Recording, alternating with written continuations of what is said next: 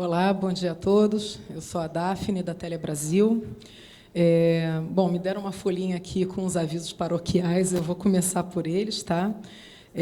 Quem estiver interessado, temos uma rede Wi-Fi, a rede é Painel Telebrasil, a senha é 2019.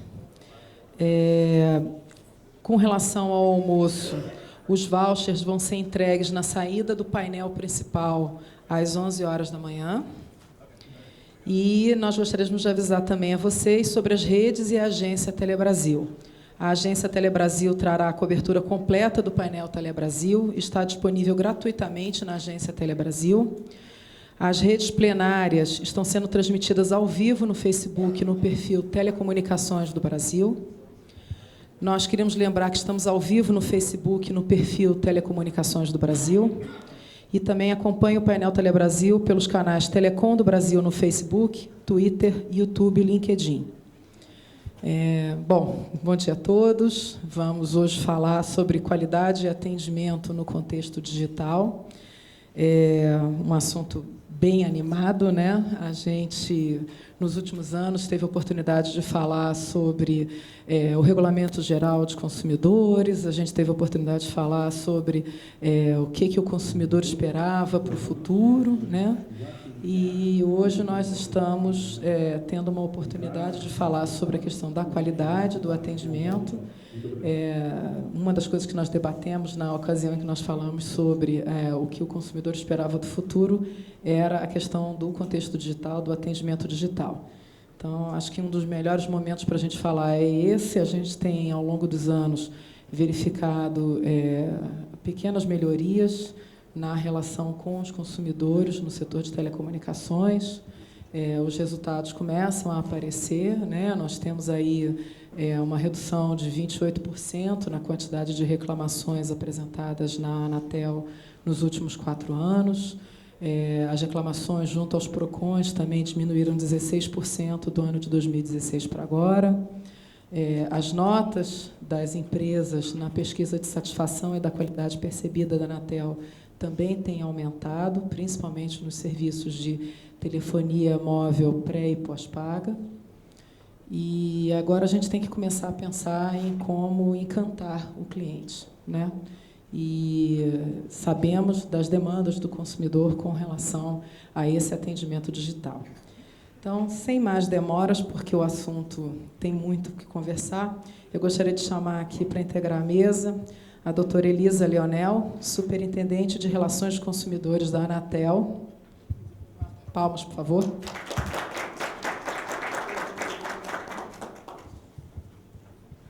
Continuando, eu gostaria de chamar a doutora Milene Pereira, gerente de Relações Governamentais Latin América da Qualcomm.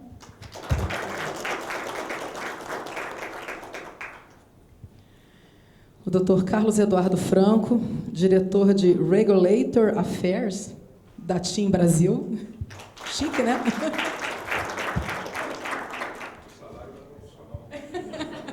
De ninguém.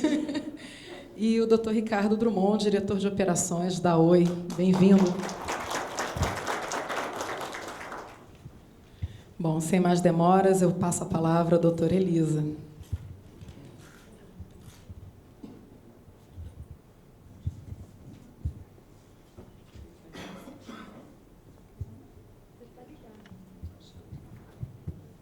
Oi.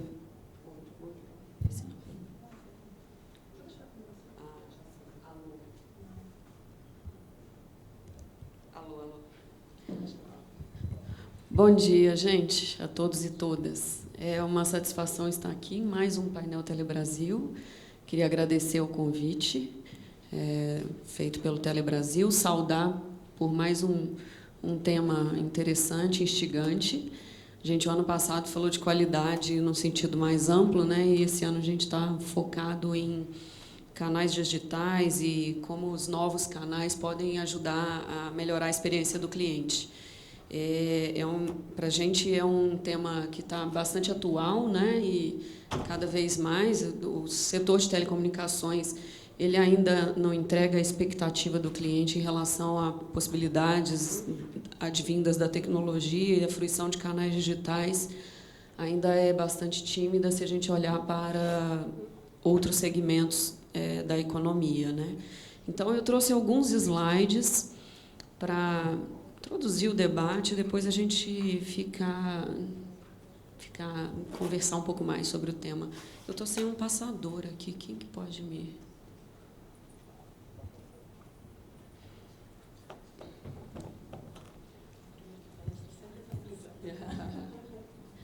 Muito obrigada. Tem 10 minutinhos, não é isso? Tá bom, tá bom. Acho que não vou usar, não. Então, primeiro, é inegável, então, que as tecnologias contribuem muito para a fruição e a experiência do cliente, né? Os sites, os aplicativos, os smartphones, né? As possibilidades trazidas pelo smartphone, por todas as tecnologias, quando bem geridas e bem concebidas, elas fazem praticamente tudo que o cliente, o consumidor, precisa em relação ao serviço prestado. Então, desde documento de cobrança, de consulta histórico de consumo, novas contratações, redução de plano, downgrade de plano, coisas que podem ser facilmente resolvidas sem precisar falar com o atendente, né? Agora, para completar, no cenário mais recente, inteligência artificial. Então, as empresas são capazes de predizer, de tornar seus sistemas de atendimento cada vez mais fáceis, cruzar informações, entregar uma experiência que, do ponto de vista do cliente, é cada vez mais simples, ágil e intuitiva. Para além desses canais dedicados, também as prestadoras estão no movimento de cada vez mais estarem presentes nas redes sociais, né? E também atender o cliente. Costumo brincar, o artista vai onde o povo está, atender o cliente onde ele está. E o brasileiro é um cidadão, um consumidor altamente usuário de redes sociais e de novas tecnologias, considerado no mundo um dos que mais é aberto à utilização de novas tecnologias, né? Entretanto, e aí vem as perguntas que eu gostaria de pontuar para iniciar o debate, é o quanto esse novo ambiente se reflete em qualidade percebida, e a Daphne trouxe alguns números que a gente acompanha no setor de telecom, que de fato são animadores, de que a gente tem aumentado as notas de qualidade percebida e reduzido o volume de reclamações. Mas como aprimorar, né? O que ainda é possível fazer e que dinâmica ainda é possível estabelecer quando a gente fala da experiência do cliente e do atendimento digital? O atendimento telefônico ainda é, de longe, o mais utilizado pelo consumidor brasileiro. Esses aí são dados da pesquisa de qualidade percebida, e a gente pergunta se eles entraram em contato com a prestadora nos últimos 6 meses anteriores à coleta, né? A coleta acontece todo segundo semestre, com mais de 100 mil pessoas, consumidores, assinantes do serviço. Em 2018, dependendo do serviço, cerca de 60% a 80% dos consumidores afirmaram ter sim entrado em contato por telefone com a prestadora. E cerca de 27% a 37% afirmaram ter usado a internet para se comunicar com a prestadora, a internet aqui no sentido amplo. Em resumo, a chance de um consumidor ainda usar o call center da prestadora é quase o dobro, né? Ou um pouco mais que o dobro, E esses gráficos sugerem que há uma evolução desde 2015, mas os canais digitais eles vêm ganhando, então, uma participação maior, mas a sensação que nós temos é que ainda leva um tempo considerável para uma substituição dos canais digitais, como ali está mostrado, né? Essas informações, como eu disse, são coletadas com uma amostra considerável de clientes, 100 mil clientes, com 95% de confiança e 5% de margem máxima de erro. Então, podemos dizer com tranquilidade que o número de acessos via telefone ainda é um volume que a gente precisa discutir como migrar, né? E como sabemos que, antes de passar para o próximo, a gente sabe que o call center não é em termos de qualidade do serviço, ele não é o meio que entrega uma experiência condizente com o que esperam os clientes. Os atendentes ainda têm um nível de qualificação muito menor do que gostaríamos, uma autonomia muito menor do que gostaríamos e uma capacidade, então, de resolver problemas bem menor do que gostaríamos. Nós e o setor, eu tenho certeza disso. Então, se a gente for olhar, seria normal as pessoas elas avaliarem o call center como a melhor alternativa, dado que elas escolhem o call center. Quando a gente vai olhar para os dados da pesquisa sobre as notas atribuídas em cada fase do ciclo de experiência, não. Não é isso que a pesquisa de qualidade percebida mostra. O atendimento telefônico, junto da capacidade de resolver problemas, ainda são as piores notas do setor de telecomunicações. Capacidade de resolver avalia como o consumidor entende que a prestadora agiu face a uma demanda. E é incrível pensar que algumas análises estatísticas que a equipe de análise da pesquisa é capaz de fazer mostram que o consumidor que entende que a sua demanda foi resolvida com agilidade tende a avaliar melhor a prestadora do que aquele que nunca teve problema. Ou seja, o consumidor que passa por um problema e tem seu problema adequadamente tratado vê a prestadora com um nível de qualidade maior do que aquele que não experimentou um problema. De modo que existe aí uma boa chance da prestadora de ganho de imagem, de avaliação positiva da sua marca, associada a tratar adequadamente e resolver o problema do cliente no primeiro contato. Se a gente olhar, então, para as questões de cobrança, que são motivos muito reclamados, para as questões associadas à velocidade da internet, por exemplo, as notas do setor de telecomunicações elas têm crescido e têm atingido patamares que a gente não pode ainda se tranquilizar e dizer estamos bem, mas a gente não precisa também desconsiderar que houve avanços e que há uma qualidade relativamente condizente com o perfil e o tamanho do nosso país. Mas, em capacidade de solução de problemas, as notas ainda são muito abaixo do que deveriam ser, e isso, sem sombra de dúvida, afeta a imagem do setor de telecomunicações e, como eu sempre digo, traz custo regulatório para o setor de telecomunicações. Então, dito tudo isso da pesquisa, dos dados, a pergunta que fica é por que, com todas as ferramentas digitais, todas as vantagens, a gente ainda não conseguiu resolver adequadamente o problema de atendimento do consumidor, né? Por que o consumidor brasileiro ainda avalia mal o canal telefônico? Uma das hipóteses que é sempre trazida pelas prestadoras, eu acho que a gente chegou a debater isso um pouco em painéis anteriores, seriam as próprias travas regulatórias da Anatel, né, que obriga o atendimento em loja, que obriga o call center. Mas, de todo modo, a gente pode dizer que não existe nenhuma regulação da agência, nenhum instituto. Se olharmos o RGC de cabo a rabo, não existe nenhum instituto que proíba o atendimento digital. Ao contrário, o RGC obriga o atendimento digital, ele fala do site das prestadoras, mas ele, de modo algum, impede outros canais alternativos ao atendimento via redes sociais, tanto é que as prestadoras elas têm exercitado esses modelos alternativos, né?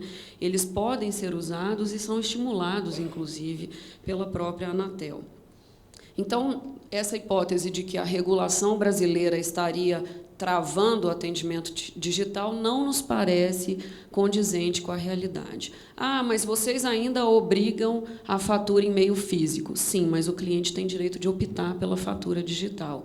Ah, mas vocês obrigam o envio de contrato. Sim, mas o cliente também tem direito de optar por receber por meio digital, de modo que a gente não vê como uma hipótese confirmada que exista um entrave regulatório para a gente avançar no atendimento digital. Outra hipótese que também está muito discutida em pesquisas internacionais é de que há uma predileção do consumidor pelo canal analógico tradicional. Então, consumidor, por uma questão de cultura de fruição, ele ainda estaria mais tendente a ligar para os call centers. para os call centers das prestadoras. Então, embora a escolaridade, idade e renda possam refletir e mudar um pouco essa tendência, a verdade é que ainda as pessoas estariam acostumadas, no mundo afora, a falar no call center, e essa seria a explicação. Então, era uma questão de tempo para resolver o problema de migração dos canais digitais. Mas essas pesquisas, elas também indicam que os consumidores optam mais pelos canais analógicos quando se trata de uma demanda complexa. Ou seja, se há simplicidade, ele aceita o canal digital com mais tranquilidade e naturalidade. Maior é a propensão ao uso do canal telefônico, quanto maior a complexidade. E por que isso ocorre? Nós todos somos capazes de dizer, porque quando a demanda é complexa, é mais difícil que eu me resolva num autoatendimento. E isso torna, então, um caminho natural a todos nós, não por uma questão de falta de cultura, mas por uma questão de não conseguir resolver demandas complexas sem sistemas ágeis, fáceis e intuitivos. Então, essas pesquisas, elas levam a duas questões complementares que eu tenho também trazido para provocação e diálogo com o setor de telecomunicações. Uma delas é de que as ferramentas precisam ser simples e intuitivas. Então, se a gente olhar para setores que já nasceram digitais, que começam suas histórias sem call center, sem atendimento presencial, sem contato humano praticamente com o cliente, todos eles nascem com uma lógica da intuitividade e da simplicidade. Então, as opções, os menus, os termos utilizados são aqueles de modo a tornar a vida do cidadão mais simples possível. Ele não precisa de tradução, de dicionário, de muitos cliques. Ele sabe que ele, ao entrar, terá o seu problema quase de forma autoexplicativa resolvido. Mas a outra conclusão que essas pesquisas podem nos levar a debater, e que vai além do próprio atendimento, é como a gente pode simplificar as telecomunicações, os pacotes, os planos, para que haja simplicidade no atendimento. Então, à medida em que eu tenho planos que têm home internacional, deslocamento de home nacional, que eu tenho tarifa para o pacote Plus, eu tenho o SVA, mas não sei o quê, eu tenho o serviço que eu uso de madrugada, o serviço que eu uso de manhã, quanto mais fatores na cesta a gente coloca, mais complexo fica, mais difícil que o consumidor consiga de maneira intuitiva resolver. E isso é parte da explicação, na nossa visão, de muito que já avançamos na diminuição de reclamações, porque os pacotes de telecom, eles estão cada vez mais simples. Mas a gente já atingiu o nível que seria condizente com o perfil do consumidor atual? De maneira alguma. O setor de telecomunicações ainda é complexo, e se a gente olhar para setores correlatos, os OTTs pagos têm uma dinâmica e uma forma de configurar pacotes e serviços muito mais simples que o nosso. A gente ainda tem fidelização com o aparelho, fidelização com o desconto. A gente tem o pacote de 3 meses, depois vira outro preço. As empresas alteram pacotes sem a concordância do consumidor, e tudo isso torna o serviço cada vez mais complexo. E nesse sentido, nós temos uma leitura, então, que além de descomplicar a ferramenta, a gente precisa descomplicar o próprio serviço. E isso, na nossa leitura, é parte sine qua non de uma transformação digital. Porque o usuário, o cidadão do mundo digital, é um cidadão que preza pela simplicidade. Ele quer entrar, resolver em 2 cliques e acabar o problema dele. Então, não é condizente com o mundo digital essa complexidade. Integração de sistemas é outra questão que sempre as prestadoras trazem à mesa quando vamos falar de simplificação. Não, mas eu tenho um sistema legado. E o sistema legado, eu não consigo fazer... Esses dias eu ouvi uma empresa falar isso. Elisa, eu não consigo cobrar o combo e fazer o reajuste do combo na mesma data, porque eu tenho sistema legado. E a telefonia fixa, a data de reajuste é uma, TV por assinatura é outra. Gente, nós estamos em 2019, não é possível que o sistema legado ainda justifique que o cliente seja reajustado mais de uma vez ao ano e tenha que ligar nos call centers, porque ele não vai conseguir compreender. Porque nenhum cidadão, neste momento em que estamos, vai conseguir compreender que um sistema de tecnologia da informação não é capaz de reajustar em data única, ou não é capaz de resolver questões simples. E as empresas continuam ainda condicionadas a um legado que é a âncora do setor na transformação digital. É a âncora que está nos segurando. Então, a própria discussão da simplificação, como eu disse, é uma questão que é importante da gente trabalhar. Eu vou furar um pouquinho o tempo. Eu já vi, eu falei que eu não ia, mas eu me empolguei. Tá bom. Então, a outra questão cultural que a gente precisa discutir é a cultura das próprias operadoras. As operadoras têm a cultura da simplicidade? Essa é a pergunta que também a gente tem que se fazer. A cultura ou a falta de cultura é do cliente ou é das próprias telcos? Eu não tenho dúvida que as áreas de transformação digital das telcos estão preparadas para o desafio e estão imbuídas dessa cultura de imigração e de transformação digital. Mas eu tenho sérias dúvidas que os demais setores das telcos entendem essa nova cultura do simples, do ágil, do descomplicado. E esse eu acho que é um ponto que a gente precisa caminhar. Então, eu vou insistir na pergunta: o interesse das telcos é genuíno de resolver, de atender de um jeito simples? E o que significa atender de um jeito simples, né? É resolver no primeiro contato? A Anatel tem uma pesquisa que mostra que o consumidor de telecomunicações que entrou em contato com a agência, na média, tentou falar cerca de 5 vezes com a prestadora. Ele deu 5 chances para a prestadora de tentar resolver o problema antes de entrar em contato com a Anatel. E eram demandas de grande complexidade, de difícil solução? De modo algum. Questões relacionadas a cobranças indevidas, de poucos reais, questões relacionadas à dificuldade de entender o reajuste mais de uma vez ao ano num pacote combo. A gente está concluindo um processo de fiscalização regulatória, já concluímos, se não me engano, e a equipe está aqui, do atendimento digital, já fechamos os processos, não é isso?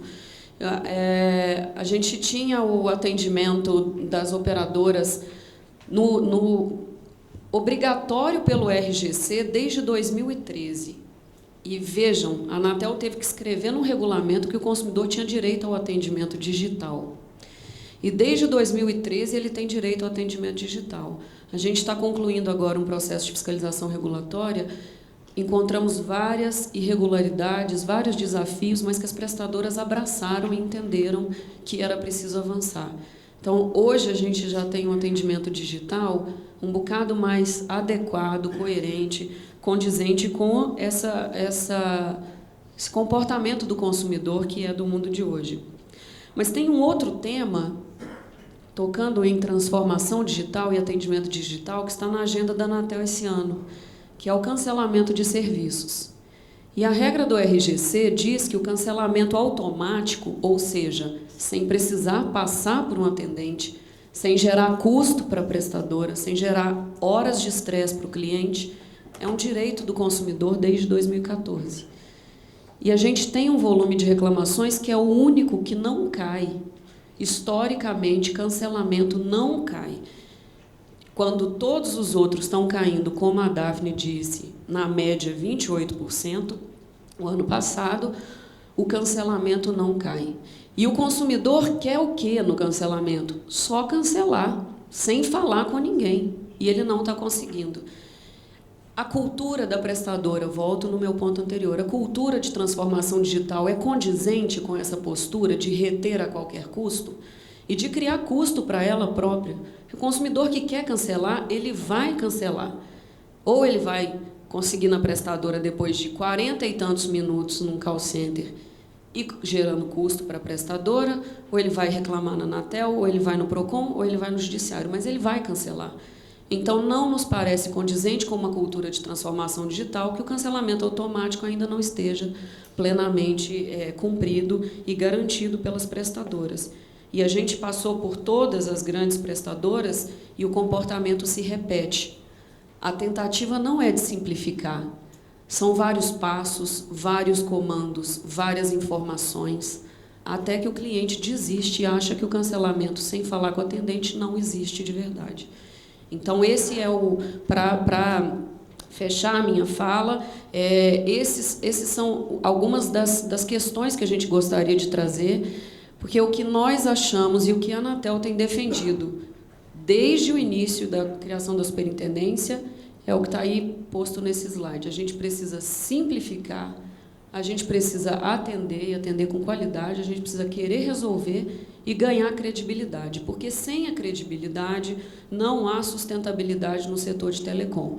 As regras serão cada vez mais duras, as intervenções cada vez maiores. A sustentabilidade de um negócio depende da credibilidade que ele tem perante a sociedade. Esse é o recado antes de passar para o final, que é o... Pensando nisso tudo e considerando o atendimento um grande desafio ainda no nosso setor, a gente lançou um prêmio.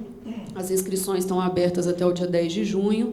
Ele é restrito a prestadoras de telecomunicações para que a gente consiga reconhecer práticas do setor de telecomunicações em atendimento que tenham efetivamente gerado resultados para os clientes. Então, nossa intenção é premiar uma prestadora de grande porte, uma de pequeno porte, até novembro. Em novembro vai ser a solenidade de premiação, mas as inscrições para o prêmio e a apresentação de projetos está aberta até o dia 10 de junho.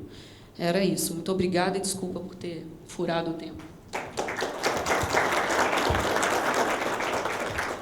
Muito obrigada, Elisa. É sempre bom ouvir a visão do regulador e também a gente agora vai trazer aqui um pouco da visão do mercado, dos fornecedores, né, das próprias prestadoras.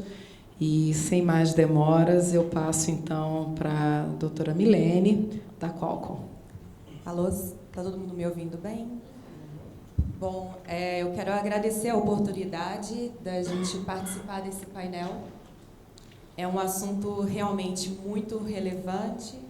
A Qualcomm, ela acompanha, ela participa, né, ativamente do desenvolvimento das tecnologias móveis. Então, como uma das principais desenvolvedoras dessas tecnologias, é do nosso interesse fomentar o uso dos dispositivos móveis para contribuir com a sociedade, e o poder que os dispositivos móveis têm no atendimento ao consumidor, eu acho que hoje isso é indiscutível. Mas o que a gente tem que pensar também é como que esses dispositivos, o acesso a esses atendimentos alcançou o máximo de público que pode alcançar.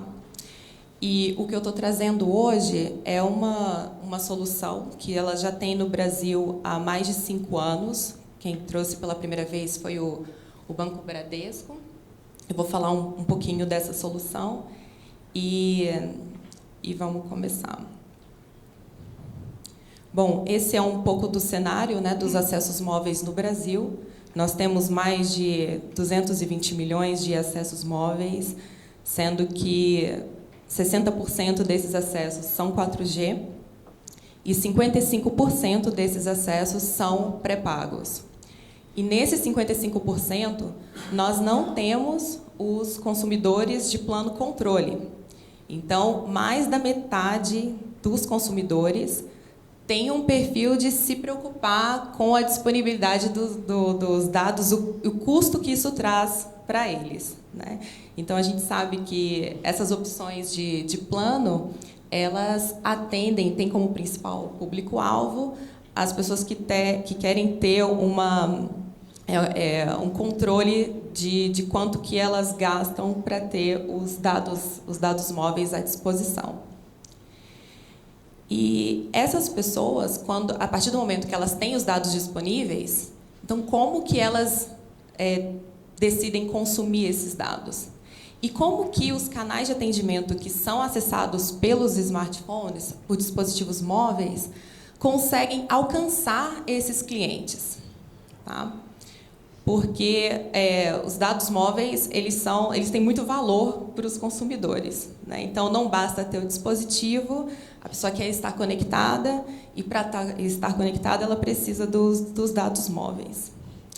Então, os dados patrocinados, que é a solução que eu vou compartilhar hoje, ele é exatamente sobre isso. Ele é sobre buscar as pessoas que não estão ainda usando o atendimento móvel. Nesse caso, uma empresa ela tem o interesse de alcançar mais consumidores, ela quer que os consumidores comecem a usar os seus canais digitais, mas ela usa esse recurso para acelerar esse engajamento e, depois que o cliente entra, continuar acessando esse meio. Então, ele aproxima a empresa dos seus consumidores. Tá? Então, de forma bem simplificada, é assim que funciona hoje, no ponto de vista da empresa que patrocina. Ela tem um contrato com cada operadora, que ela quer que os seus consumidores que têm o celular de determinada operadora possam acessar o seu aplicativo sem consumir os seus dados. Eles fazem um contrato. Caso eles não tenham condições de fazer os ajustes no aplicativo sozinho, eles contratam um viabilizador, tá? Que aqui ele é chamado de dados patrocinados, provedor desse serviço, que faz essa intermediação. Mas os contratos hoje eles são independentes. Então, uma vez firmados esses contratos, o aplicativo, então, quando acessado pelo cliente, ele não consome os dados do consumidor e ele navega, mas pago pela empresa que está patrocinando. Okay. E não precisa ser o aplicativo inteiro patrocinado e nem todo o consumo. As empresas que fazem isso, que prestam esse serviço, elas disponibilizam uma plataforma onde é possível acompanhar como que esse contrato está sendo consumido, né, de forma geral. Então, eles têm como escolher a área do aplicativo, onde eles vão patrocinar, se é apenas a parte de pagamento, se é a parte de acesso a alguma informação importante. E, então, se tem um limite de dados por mês, então ele é controlável nesse sentido. Tá? Só para esclarecer, tem alguns conceitos que às vezes trazem confusão no campo na área dos dados patrocinados. Então, o que a gente encontra hoje de solução para que um cliente não pague, né, os dados que estão sendo consumidos, a gente tem os dados patrocinados, que é sobre o que eu estou falando nessa apresentação, onde uma empresa ela é responsável pelo pagamento à operadora desses dados consumidos por seu cliente. Uma outra solução são os data rewards, que é quando você provoca uma ação do seu consumidor, e aí, quando ele realiza essa ação, você, então, dá mais dados para ele utilizar. Então, é como se o pacote dele fosse ampliado.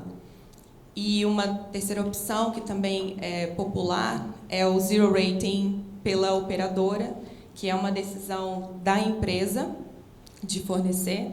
Então, quando uma empresa fala, você vai navegar grátis no WhatsApp, essa é uma decisão de zero rating que a operadora decidiu estrategicamente, por seus motivos.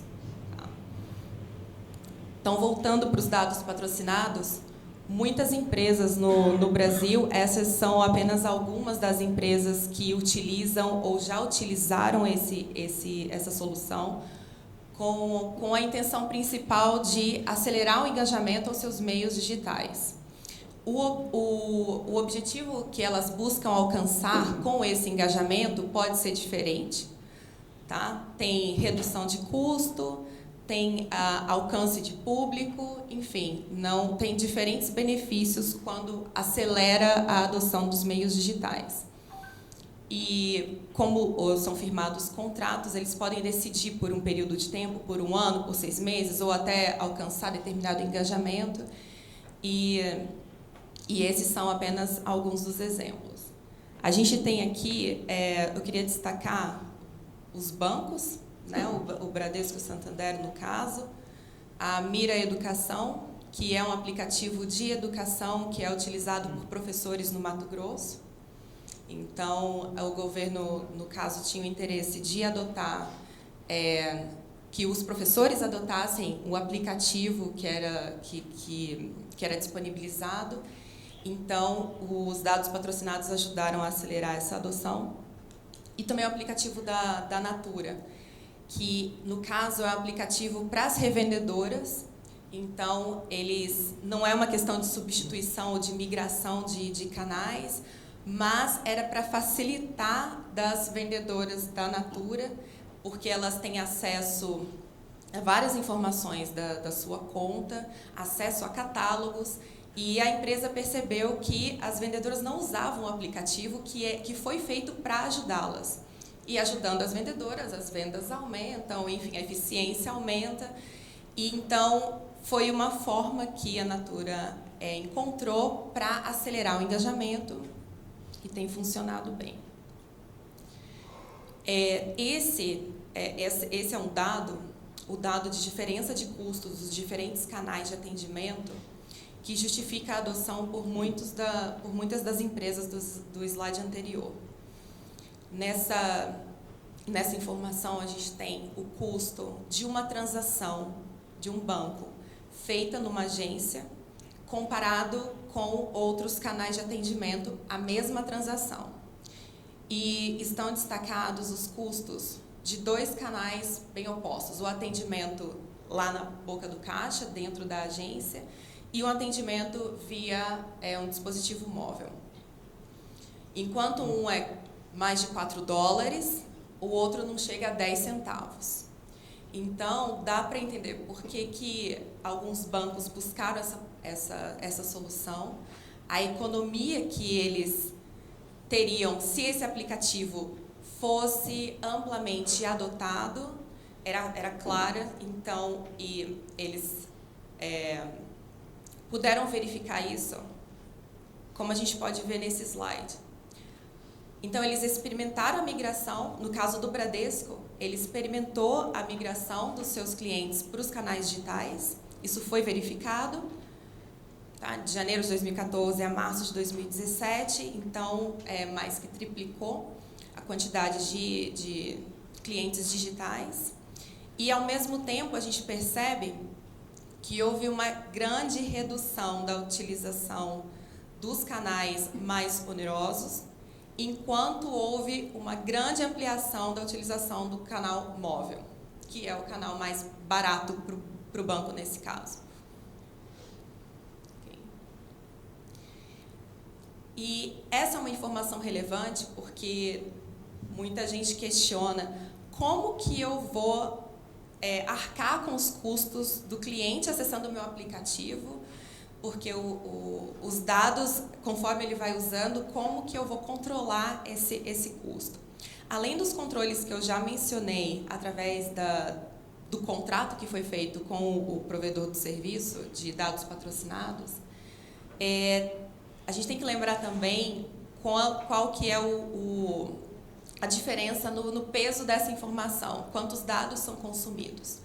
Então, no caso do aplicativo de educação, por exemplo, da Mira Educação, a gente está falando de informações do diário de aula, né? do diário que a professora utiliza na sala de aula. Então, ela anota a presença, e isso era de cada aluno, todos os dias, e isso demorava muito a chegar para a Secretaria de Educação. E é uma informação relevante para eles dispararem políticas de acompanhamento, de retenção de alunos, o que está acontecendo com cada escola. O gap, a defasagem no tempo era muito grande. Eles adotaram isso, o custo era muito baixo da transmissão desse dado. A gente está falando de uma informação texto, muito curta, muito rápida, pequena. E o benefício experimentado compensou esse investimento. Mas, se alguém decidir adotar essa solução para vídeos, para coisas mais pesadas, o custo vai ser maior, porque ele é proporcional à quantidade de dados que trafegou no sistema. Ok?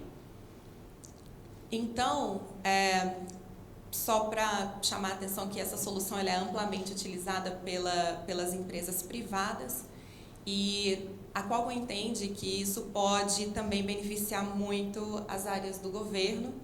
Tem alguns desafios a serem superados para conseguirem adotar, mas entendemos que vale a pena correr atrás de superar esses desafios para que o governo também possa experimentar os benefícios que as empresas privadas já têm experimentado e os cidadãos possam experimentar os benefícios que os consumidores dessas empresas têm experimentado. Tá?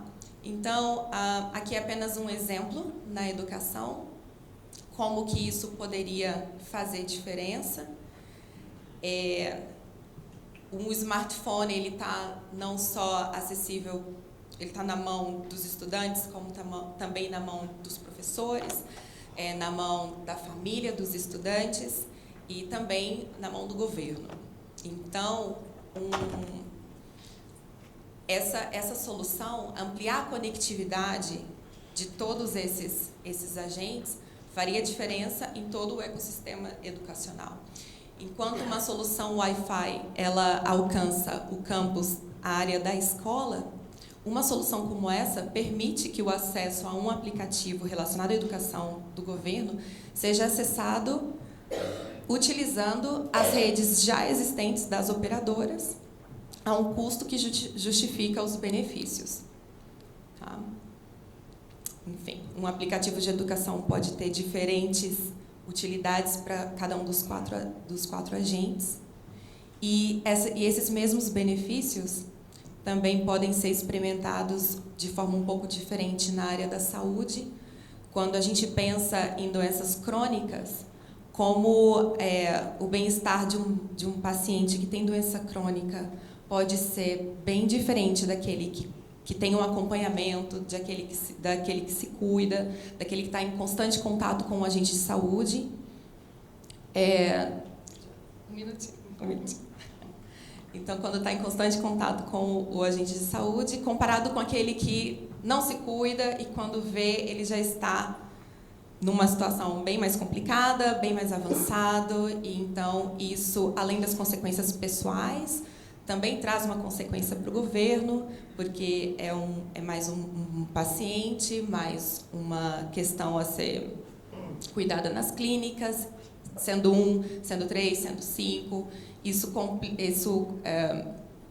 compromete o atendimento um do outro, porque uma clínica lotada diminui a eficiência. Então, aumentar o monitoramento de pacientes, permitindo que eles tenham contato, porque eles não vão consumir os seus dados, é uma forma de utilizar. E também no atendimento do consumidor nas áreas do governo, pelos mesmos motivos experimentados por empresas como os bancos.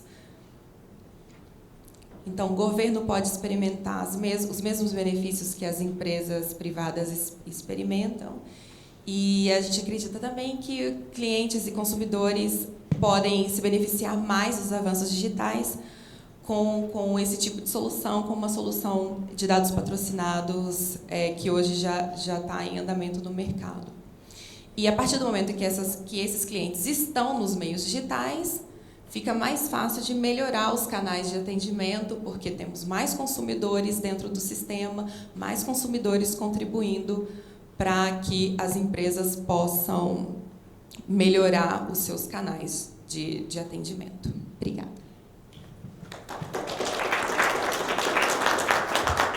Muito obrigada, Milene.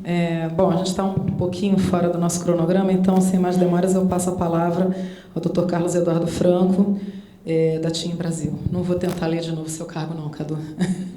Obrigado. Bem, pessoal, bom dia a todas e a todos. Agradeço ao Telebrasil pelo convite. Não, eu já fui da Oi, mas eu evoluí. Sem fronteiras, aquela coisa toda. A apresentação é outra, por favor, Datim. Chegamos. Enquanto isso, eu agradeço mais uma vez o convite, cumprimento meus companheiros de painel na pessoa da Daphne, nossa moderadora. Eu prometo ser bem breve, Daphne, para a gente voltar ao cronograma, tá? Vou ter esse desafio. Obrigado. A ideia aqui é trazer um pouco da visão da TIM sobre qualidade de atendimento no contexto digital, mas também trazendo algumas dimensões de contexto regulatório. Eu vou dedicar um único slide com relação ao tema qualidade e alguns outros com um tema em relação ao atendimento, até em prestígio a presença da superintendente Elisa aqui na mesa, para dizer o seguinte: em relação à qualidade, o arcabouço regulatório atual ele foi editado em 2011. Né? O RGQ, hoje aplicado ao SMP, foi editado em 2011. Se a gente for lembrar do que aconteceu, o que acontecia em 2011, nós não tínhamos ainda nem licitado a faixa de 2,5 GHz, ou seja, o 4G ainda não era uma realidade no Brasil. Eu me lembro que nessa época eu tinha um BlackBerry Storm, que era o supra-sumo dos terminais. Eu tentei me lembrar que quando é que eu comecei a usar o WhatsApp, eu acho que foi mais ou menos nessa época. Então a gente está falando de uma realidade totalmente diferente daquela que a gente está vivendo hoje. Hoje o processo, né, a Anatel tem uma proposta de novo regulamento de qualidade. Essa proposta foi sorteada pelo conselheiro Aníbal. Já tivemos a oportunidade de sentar com a assessoria dele e expor as nossas angústias que ainda restam. O processo está muito maduro. Ele foi um processo que contou com uma intensa interação com a Superintendência de Planejamento e Regulamentação e com a de Controle de Obrigações também. Foi um processo bastante rico. Eu acho que o setor, né, por meio das prestadoras, teve uma capacidade de sustentar os seus argumentos. A área técnica da Anatel teve a humildade de ouvir e refletir sobre eles. E hoje a proposta que subiu para o Conselho realmente é uma proposta que está muito bem interessada. Óbvio, tem alguns pontos que a gente entende que a melhoria seria necessária, mas eu acho que está sendo muito bem endereçado. Mas o ponto é que o desafio desse novo regulamento, frente à realidade tecnológica, de consumo dos serviços, é que ele consiga capturar a realidade de que não existe uma qualidade. Existe muitas qualidades, cada uma delas direcionada diretamente à percepção particular de cada usuário. Para sustentar isso, eu trago só um slide trazendo um exemplo, que a gente tem explorado isso desde o início dos debates. Se a gente pegar as principais plataformas OTTs, cada uma delas tem uma especificação de qual é, para cada uma das aplicações de cada plataforma, qual é a velocidade de download e upload ótima para que todo, né, o usufruto daquela aplicação seja capturado. Então, Spotify tem, Skype tem, todas elas têm. E foi feita uma pesquisa para cada uma das camadas de rede, 4G, 3G e 2G, qual é a percepção do usuário com relação a esse tipo de situação. Então, você vê que a percepção de um usuário que tem um aparelho 4G é totalmente diferente de um usuário que tem aparelho 2G. Então, como pode existir uma única qualidade para situações de consumo tão diferentes? Então, a gente tem explorado muito isso, no sentido de que não pode existir uma única qualidade. O regulamento ele tem que trazer parâmetros que consigam capturar essas diversas percepções. A Elisa fala muito da questão da qualidade percebida, e é justamente isso que a gente tem buscado. E repito, a proposta de regulamento está com o conselheiro Aníbal, procura endereçar isso de maneira muito inteligente, e a gente tem a expectativa de que isso possa ser aprovado no curto prazo, está na agenda regulatória da agência, e a gente tem essa grande expectativa de aprovação em curto prazo para a gente poder realmente mudar um pouco da dinâmica de acompanhamento da qualidade. Até hoje, a gente continua reportando os dados, os indicadores atuais, reportando, inclusive, indicadores de SMS, que ainda existe, ainda está presente na regulamentação. Temos indicadores de SMS, e eles são descumpridos, isso que é o pior, eles são descumpridos. por conta de uma série de fatores de interoperabilidade das empresas, mas é uma realidade que a gente precisa realmente endereçar mediante evolução. Falando de atendimento agora, isso aqui é uma realidade do nosso segundo semestre de 2018, não mudou muito com relação ao primeiro trimestre de 2019, né, que são dados já fechados. A TIM tem uma média de 78 milhões de interações mensais, sendo que 13% delas, cerca de 10 milhões, são feitas por atendimento humano ainda, né, quando o usuário ou vai na loja ou opta pelo atendimento humano na URA. E aqui a gente está a distribuição dos 60 e tantos milhões de atendimentos que não são feitos pelo atendimento humano. Uma grande concentração na URA e no canal SSD. O desafio é justamente a gente fazer migrações, ou seja, tem uma expectativa de ano que vem estar aqui novamente nessa mesa. Eu acho que já é o terceiro ou quarto ano que a gente divide opiniões sobre isso. E a expectativa é que a gente possa trazer uma realidade bem diferente no ano que vem, onde existe uma migração. A URA é um canal bastante eficiente, mas é uma plataforma muito parruda, que qualquer perda de performance provoca algum nível de serviço, e isso é facilmente percebido pela agência em função do vaso comunicante entre não consigo falar com o call center, recorrer à Anatel, e a gente consegue perceber isso por todos os indicadores que são gerados pela agência com relação ao atendimento no call center da agência. Então, aqui o desafio, temos uma série de iniciativas com as redes sociais. Redes sociais ainda a gente captura pouca coisa ainda. Está sendo estudado a utilização do robô do Facebook, e o WhatsApp está ainda no ambiente controlado, no ambiente de push, né, onde a gente oferta para determinados tipos de usuários, perfis de usuários, o atendimento por WhatsApp, mas os resultados iniciais são muito positivos com relação à eficiência do atendimento.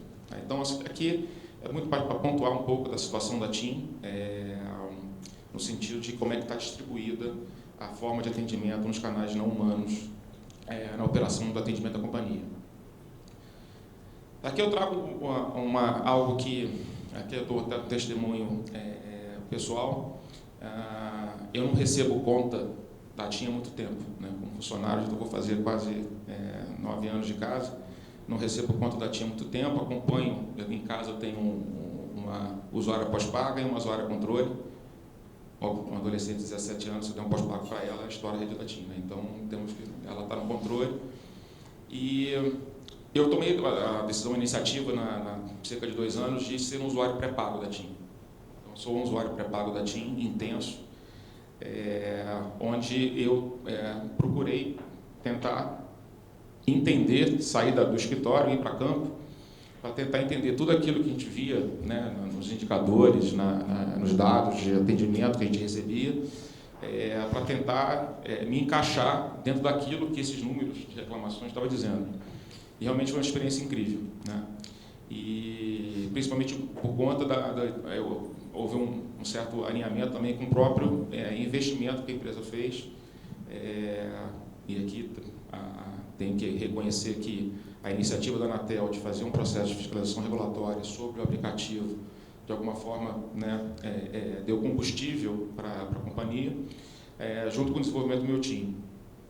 A gente tomou uma decisão, cerca de 2 anos e meio, há 2 anos e meio atrás na companhia. A parte de transformação digital, como dito pela Elisa, ela era uma das atividades de uma diretoria. Então, houve uma reestruturação e passou a ser a atividade de uma diretoria. E com isso a gente conseguiu canalizar esforços. Então, hoje, a gente, em 1 ano, a gente quase que duplicou a quantidade de usuários que utilizam meu TIM de maneira recorrente. Em termos de experiência também, a nossa nota, tanto na loja do Android como na loja do iOS, tem crescido de forma contínua e consistente, né? Estamos com uma nota bastante satisfatória. Em termos de funcionalidade do meu TIM, também houve uma grande evolução. Hoje ele já faz gestão de consumo da internet, segunda via de fatura, recarga. O programa de relacionamento também foi embarcado no meu TIM. Chat para atendimento do call center. A gestão de serviços contratados fim a fim, então contratação, descontratação também já está disponível ao dedo do usuário.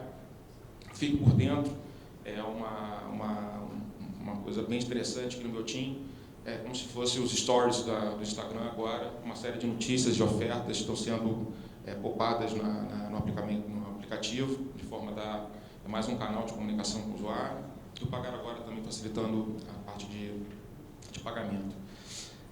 Além disso, desenvolvemos também, de maneira, mais uma vez, por incentivo da fiscalização regulatória, o meu plano TIM.com.br, uma plataforma na internet, porque a gente percebeu que o cliente pré-pago temos um problema muito interessante, que é o seguinte: em função do nível do aparelho, eventualmente ele não tem espaço na memória dos celulares, e ele privilegia outros aplicativos e acaba deletando o aplicativo de relacionamento para ganhar espaço, para poder tirar mais uma foto, para poder fazer mais um vídeo.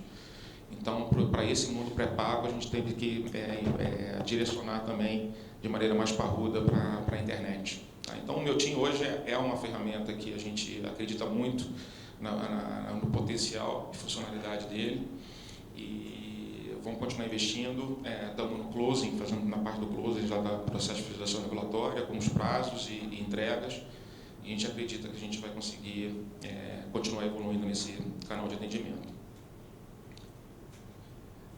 Aqui eu trago um pouco, aí já falei da evolução em relação ao RQual, e aqui eu trago a nossa visão com relação à evolução da RGC. Tá? Então, a RGC é um processo mais novo, ele foi editado em março de 2014,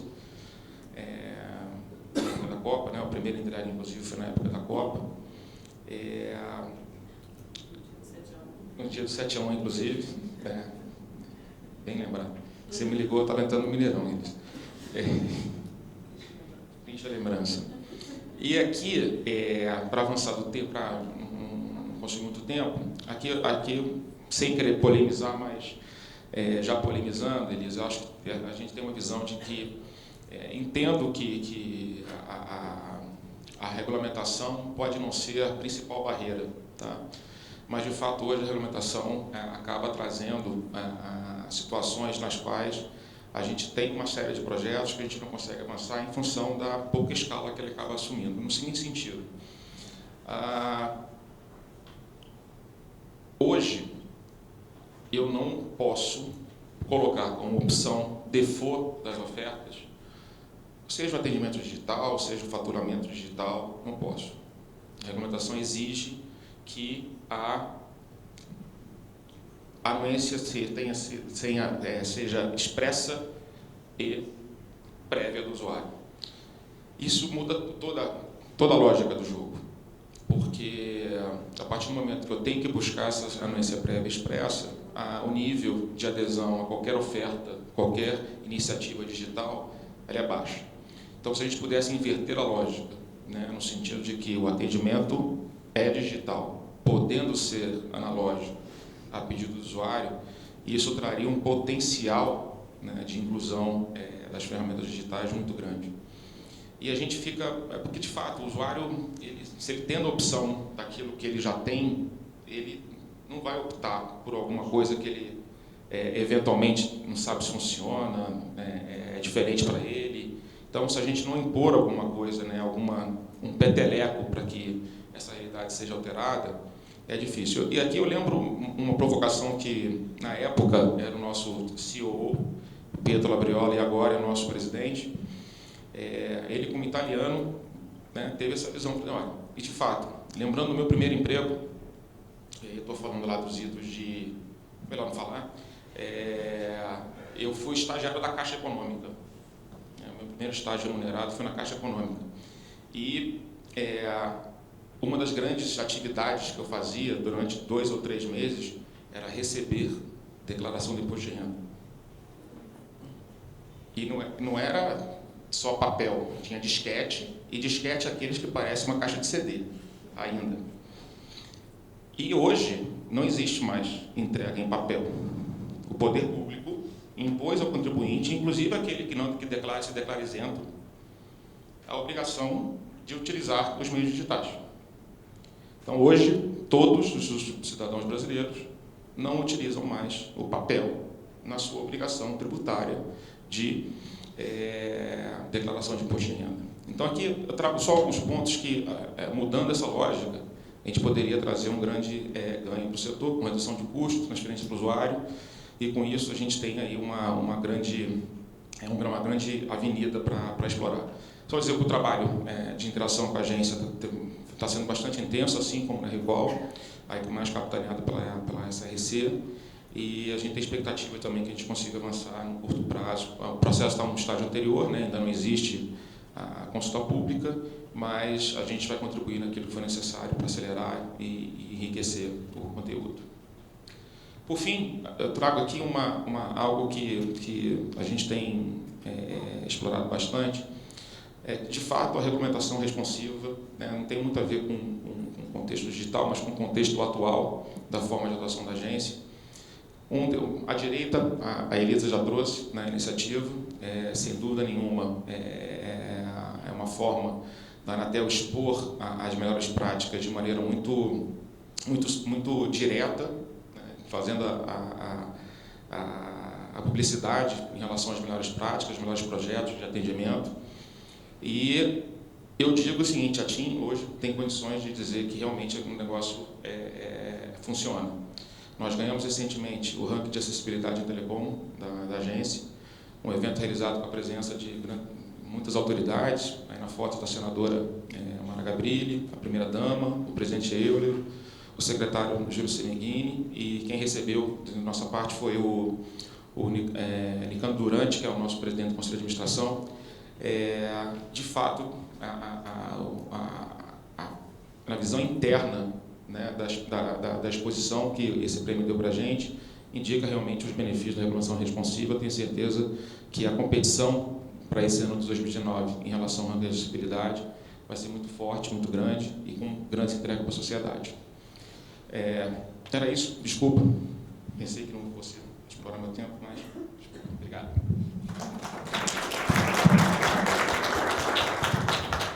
Obrigada, Cadu. Eu estou aqui a chata mandando bilhetinho para o pessoal, né? Mas a gente tem que obedecer aqui o cronograma. Realmente, eu estava achando que você ia dar o exemplo do Game of Thrones lá, quando você falou de qualidade, porque os nossos call centers estouraram, porque a imagem estava escura do episódio e o pessoal achava que o problema era nosso, né?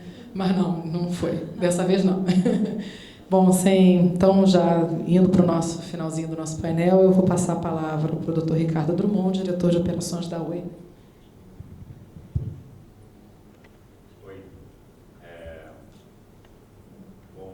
Bom dia para todos. Eu queria agradecer aí o convite. A gente vai falar um pouquinho de digital aqui. Eu falo que estou no digital há 1 ano. Minha vida toda foi no...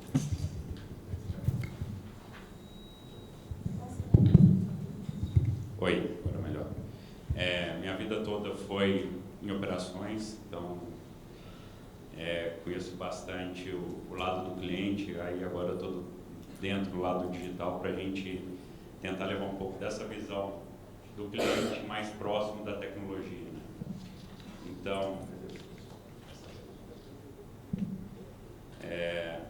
falando um pouquinho do nosso consumidor, né? Acho que pegando o que todo mundo já falou aqui, o consumidor mudou completamente, né? A gente pega o YouTube hoje, ele tem quase a mesma audiência de Rede Globo. 65% da população acima de 13 anos tem conta no Facebook.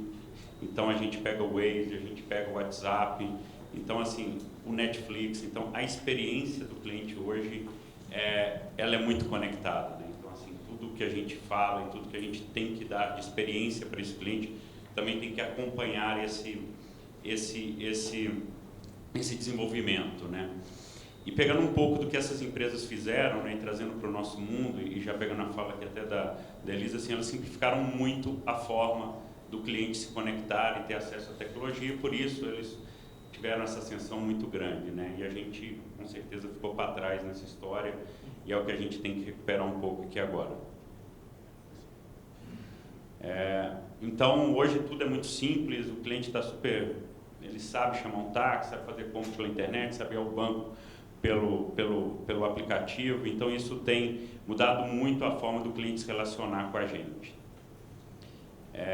As operadoras, de certa forma, ela vem acompanhando esse movimento, elas também estão nos aplicativos, tem trabalhado muito a questão do desenvolvimento eu falo que a gente está num momento de multicanalidade.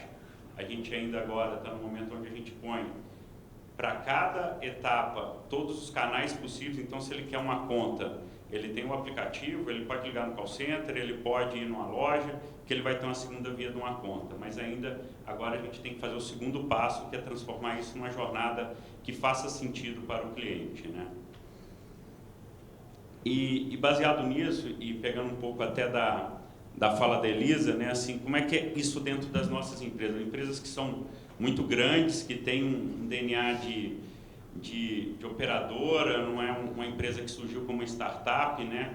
Então, falando um pouquinho da Oi, né, a gente, antes de 2017, a gente tinha algumas iniciativas dentro da empresa digital, a gente criou Minha Oi, criou algumas coisas, mas em 2017 e 2018 a gente cria uma área digital para começar a entender como é que é esse mundo, né? E a gente começa a ter algumas iniciativas muito focadas muito na parte de e-commerce, de care, de billing.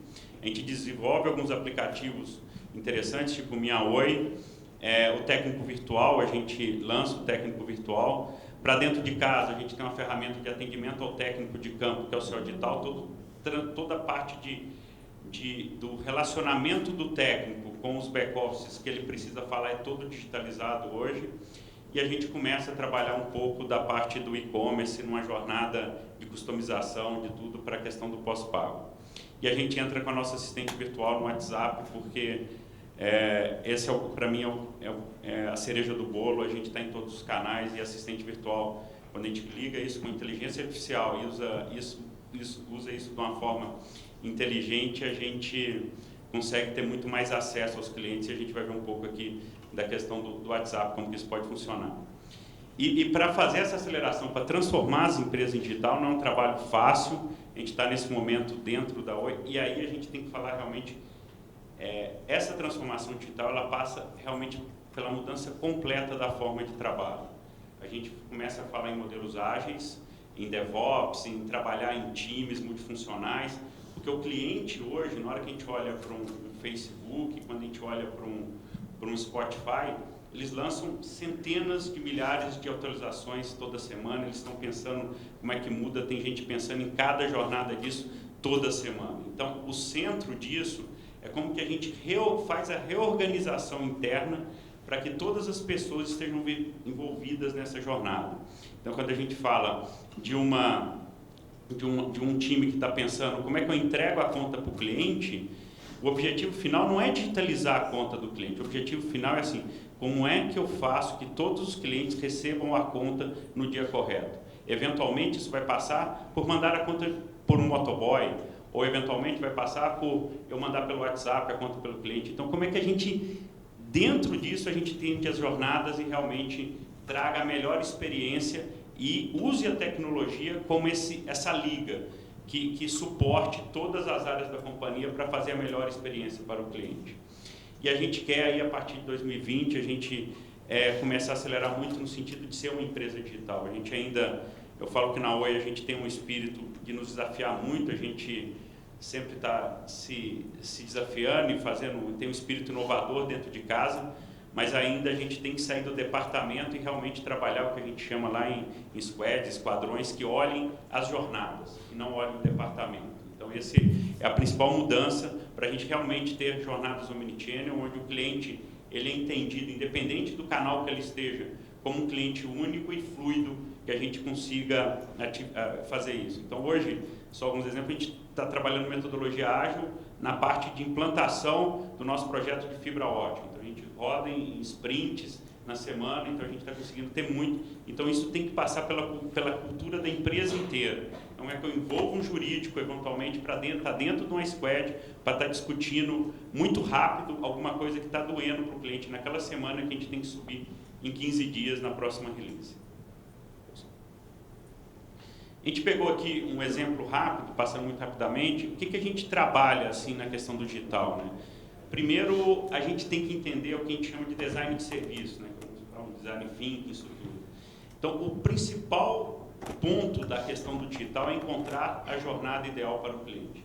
E aí a gente tem que pôr o cliente no centro de tudo, né? Assim, então, a gente vai para dentro de um laboratório, aquela é uma foto real, todo mundo senta em volta da mesa e coloca assim, na perspectiva do cliente, o que a gente pode entregar, né? Então a gente tem que olhar o que é rentável para o negócio, o que é tecnicamente possível e o desejável para as pessoas, né? Então a gente olha exatamente aquele ponto ali, como é que é aquele ponto de interseção, e a gente vai aumentando aquela área conforme a tecnologia vai ficando mais factível, como é que isso pode ajudar realmente a gente ter uma visão sobre a ótica do cliente. Então, pegando um case nosso aqui, a gente olhou na questão de banda larga, desde o lead até entregar o serviço para o cliente, o que doía para esse cliente, né?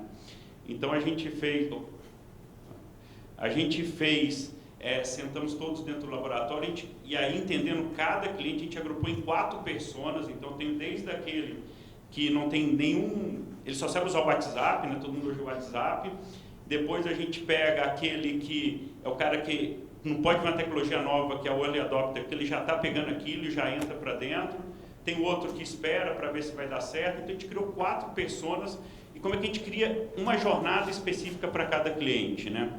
E diante disso, a gente identificou 32 oportunidades nessa jornada, e aí a gente começou a olhar como é que a tecnologia poderia trabalhar desde a sensibilização, a entrada da primeira conta, a parte de instalação e ativação, depois toda a parte de gestão técnica e gestão de serviços. Pegando o extrato ali, está pequenininho, o intuito aqui não é ler, mas a gente pegou a jornada toda, e embaixo ali é o que dói mais, então tem um gráficozinho ali onde estão os pain points que a gente fala.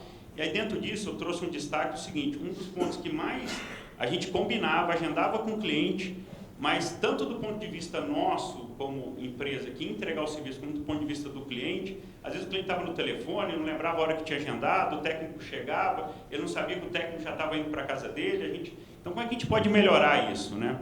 A primeira ideia que veio foi assim, putz, vamos mandar uma mensagem no Minha Oi. Eu falei, mas na linha do que foi falado aqui, hoje a gente briga com Minha Oi com a foto da filha no celular do cliente. Então, você não vai tirar a foto da filha para ter um aplicativo nosso, eventualmente. Então, assim, a gente pegou assim, o que ninguém tira? É o WhatsApp. Então, putz, vamos mandar a mensagem para o WhatsApp do cliente. Então, a gente pegou alguns pontos críticos. Desde a confirmação da visita técnica, então ele acabou de fazer uma compra, um reparo, a gente manda uma mensagem para ele um pouco antes depois que foi confirmada a venda ou o reparo, confirmando o agendamento, o senhor vai estar o técnico tal dia, e caso ele queira trocar o agendamento no WhatsApp, ele clica no botãozinho, vai lá e escolhe uma nova data para aquilo. Na hora que o técnico começa a deslocar para a casa dele, por questões de segurança, um ponto que a gente pegou também, a gente manda o crachá do cliente e também manda o tracking do deslocamento, que a gente está entrando agora no final do mês. Tá? Então, esse foi um ponto importante. E outro ponto, e aí a gente pegou isso já está funcionando, mais de 500 mil mensagens já enviadas pela nossa inteligência artificial, né? Então o cliente pode interagir, além disso no WhatsApp ele pede segunda via, ele pode fazer todo o troubleshooting de suporte técnico dentro do WhatsApp, resetar um modem, trocar senha de Wi-Fi, e aí ele faz toda a parte de confirmação do agendamento, ele cancela, reagenda. Esse é o primeiro status. Quando o técnico está se deslocando, a gente manda a foto, e agora no final do mês a gente está entrando com toda a parte de mapa de deslocamento, com o técnico se deslocando para a casa do cliente para diminuir essa ansiedade e também para poder o cliente saber a questão de segurança de tudo que o técnico está deslocando. Isso foi bom para o cliente e muito bom para a gente. Assim, a questão de casa fechada, que é um negócio que a gente combina, chega lá, o técnico chega e não está na casa o cliente não está na casa dele, ou algum ponto desse tipo, e mesmo aquele técnico que eventualmente fala que o cliente não está e quer sair, hoje, como eu mando o deslocamento para o cliente olha no mapa, se o técnico estiver indo para o outro lado, ele faz igual no Uber, ele vai, liga e fala que tem um problema, o técnico está se deslocando para a casa dele. A redução de visitas improdutivas por motivo de casa fechada reduziu 57% para as pessoas que recebem o WhatsApp. E hoje, 57% dos nossos contatos já deixam o WhatsApp e a gente consegue se comunicar com ele via WhatsApp nesse canal. Então é um canal muito poderoso, é aquilo que vem falando assim, como é que a gente torna isso de uma forma simples. mas também eu tenho que disponibilizar essa informação para o call center, eu tenho que fazer essa outra parte agora, que é a parte da omnicanalidade, como é que toda a cadeia enxerga para que isso fique fluido para a cadeia inteira, como ele entra no aplicativo e também vê essa informação. Então, acho que a gente está caminhando na questão da multicanalidade para convergir para a omnicanalidade, omnichannel, para ser cada vez mais fluido para o cliente. Ele não vai saber se ele está na loja, ou se ele está no WhatsApp, ou se ele está no aplicativo. Então, isso é muito importante para a gente. O outro ponto que a gente pegou aqui, que a gente dentro da jornada começou a ver, que a gente também está colocando, é que o cliente sentia necessidade em ter uma falha, como é que ele fazia para avaliar o técnico, para fazer uma reclamação.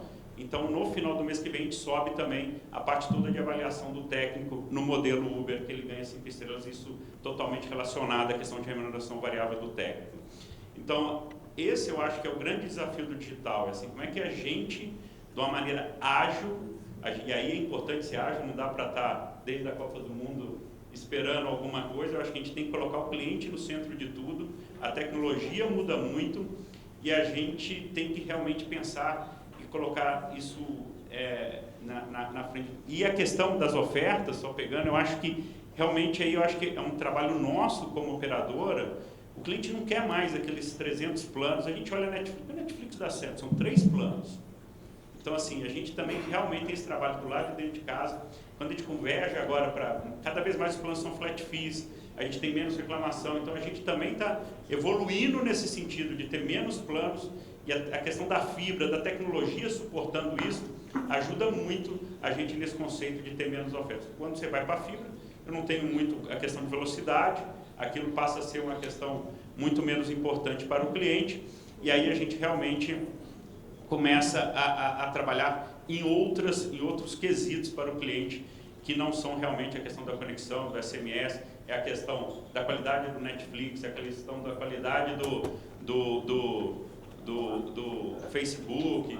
Então, assim, são outros desafios que a gente tem até do ponto de vista de conceito de rede, né? Antigamente a gente queria pôr central telefônica mais próximo do cliente, central trânsito, tal. Hoje a gente está discutindo onde que eu ponho o cache do Netflix para eu ter a melhor experiência do cliente com o Netflix. Então, assim, é outra concepção até da questão de modelagem de rede.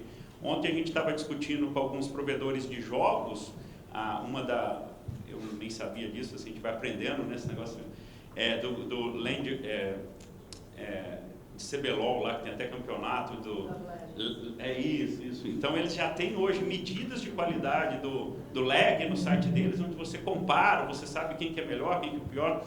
Outro dia a gente pegou um cliente reclamando de buffer bloat. Eu falei, que buffer bloat? O que é isso? Ninguém viu isso na vida, vamos discutir com os...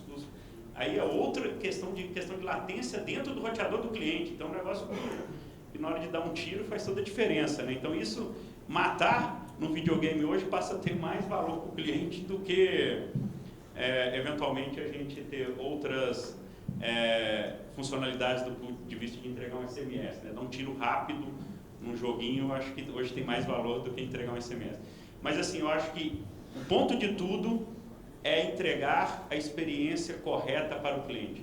A gente não vai acabar com call center, a gente não vai acabar com loja, a gente vai realmente dar ferramenta para toda essa cadeia se conversar e dar a melhor experiência para o cliente. Bom, é isso. Acabei com 30 segundos aí. Muito obrigado e vamos viver esses novos tempos aí, vão ser emocionantes.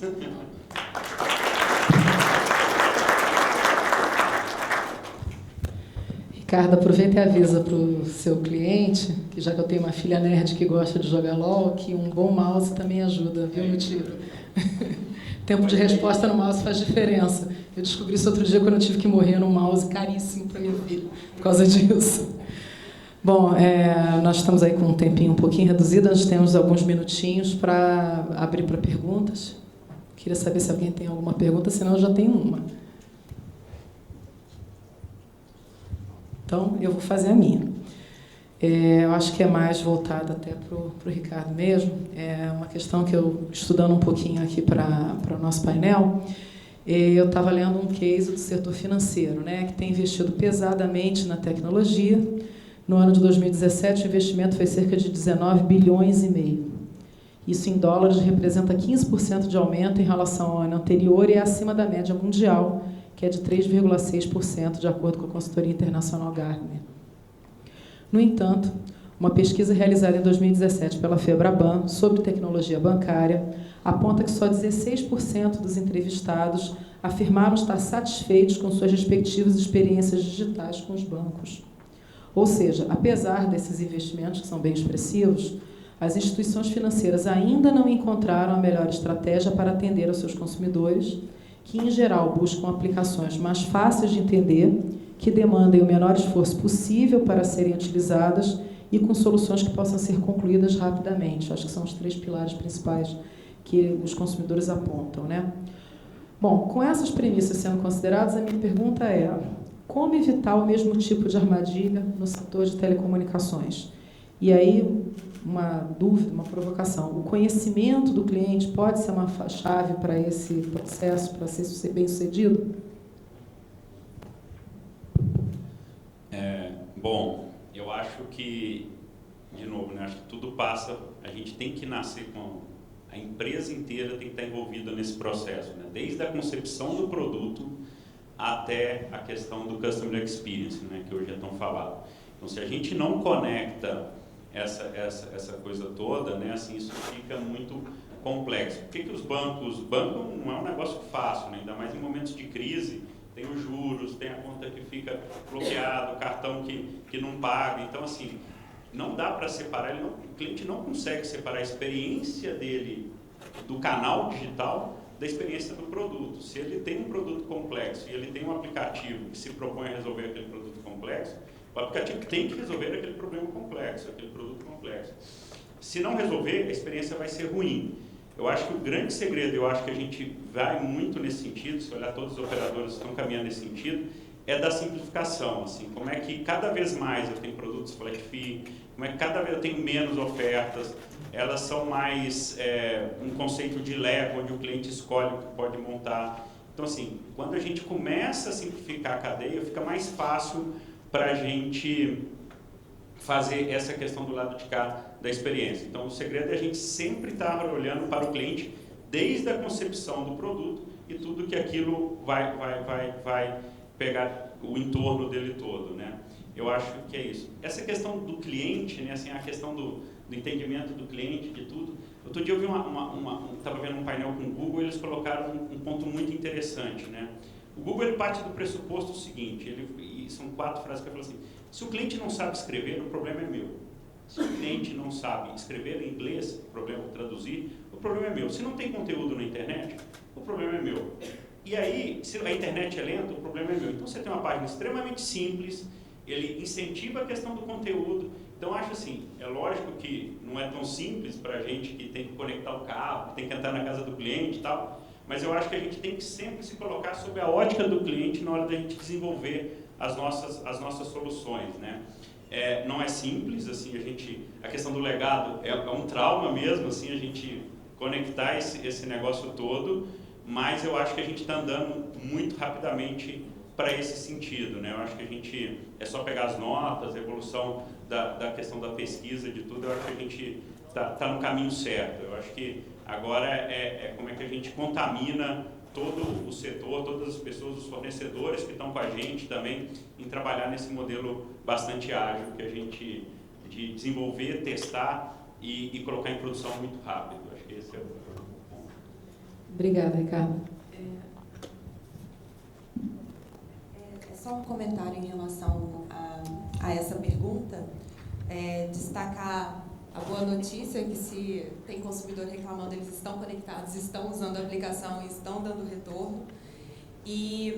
Mas o que eu queria complementar em relação à resposta, só para contribuir, é que é importante que a empresa também não ignore o seu expertise, então ele escute o consumidor, como eu achei muito interessante o que o Cadu colocou em relação à experiência do consumidor com dispositivos ou tecnologias diferentes. Então, ele tem uma experiência diferente porque ele tem recursos diferentes. A questão do mouse, a questão se está acessando o 4G, se está acessando o 3G. Então, o cliente ele tem todo o direito de reclamar, o feedback ajuda a melhorar os canais, mas a empresa com seu expertise, seja o banco, seja a operadora ela tem condições de, com esse retorno, falar, ele não tem tanta razão assim, aí ele não está tendo uma boa experiência, aí volta para... É responsabilidade da empresa pegar essa informação e ver como lidar com ela. No caso, se a diferença é o 3G, 4G, então buscar a evolução das redes móveis pode impactar o atendimento nos canais digitais. Então, essa é uma solução a ser perseguida. No caso dos bancos, se é porque a conta que o consumidor tem muitas opções, é por isso que o aplicativo dele é mais complicado, então tem que ter uma forma de retornar isso para o consumidor e melhorar a experiência. Então, para contribuir é só para considerar o expertise e usar esse feedback somando com o know-how da empresa.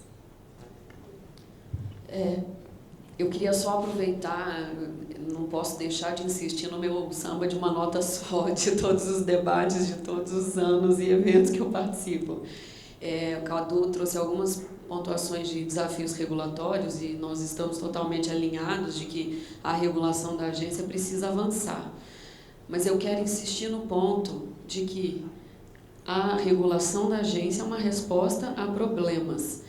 Então, quando o Drummond estava trazendo o exemplo do Netflix, como é que eu faço downgrade de planos no Netflix? Eu entro no meu controle remoto, escolho o plano, e a partir do mês seguinte eu estou sendo cobrada pelo novo plano.